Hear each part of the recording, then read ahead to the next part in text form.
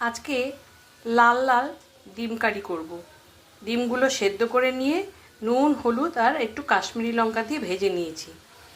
এদিকে তেল গরম করে গোটা গরম মশলা ফোড়ন দিয়েছি, গোটা রসুন দিয়েছি যেহেতু আমরা রসুন বাটা খাই না, আর একটা বড় সাইজের পেঁয়াজ দিয়ে দিয়েছি।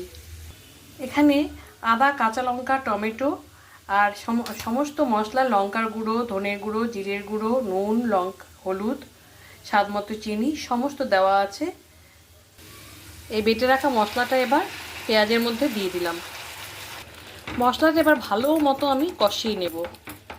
হয়তো ভাববেন যে রসুন কেন গোটা গোটা দিয়েছি। গোটা রসুন দিয়েছি, সবাই বলছে গা হাত পা ব্যথার জন্য রসুন খাওয়া উচিত। আমরা যেহেতু কাঁচা রসুন খেতে পারি না, সেই জন্য খোসা সমেত রসুন রান্নায় দিয়েছি। সেদ্ধ হয়ে গেলে ওটা কোনো রকমে একটু নাক মুখ টিপে খেয়ে নেব। মশলাটা ভালো মতো কষানো হয়ে গেছে। এবার আমি কিছুটা ঘি দিয়ে দিলাম।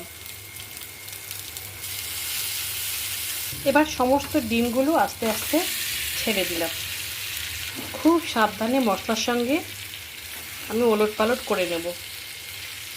ডিমের সঙ্গে মশলাগুলো ভালোভাবে মিশিয়ে নিয়েছি। এবার আমি প্রয়োজন অনুসারে ঝোল দিয়ে দিলাম।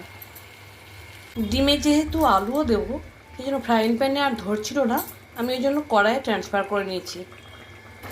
দুটো কাঁচা লঙ্কা দিয়ে এবার আমি লাল লাল ডিম কারি নামিয়ে নিলাম।